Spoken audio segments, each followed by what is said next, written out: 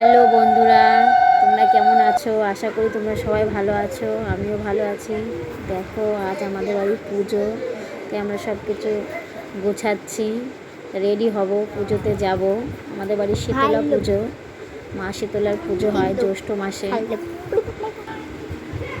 পুজোতে চলে এসেছি।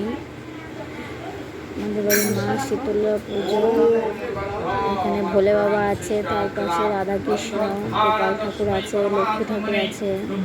এটা আমার যা তখন সবাই মিলে